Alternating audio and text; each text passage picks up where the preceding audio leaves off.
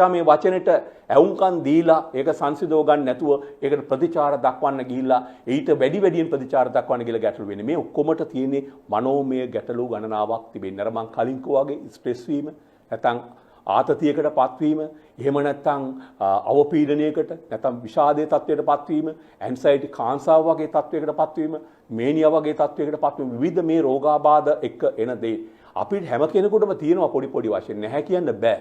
අපි හැමෝම හැම මොහොතෙම එක සමානව සතුටින් ඉන්නේ නැහැ. හොඳටම සතුටින් ඉන්න මිනිස්සුත් එක අවස්ථාවකදී කොච්චර සල්ලි තිබුණත්, කොච්චර දේපල තිබුණත්, කොච්චර ධනයක් තිබුණත්, කොච්චර බලයක් තිබුණත් අසරණ වෙනවා.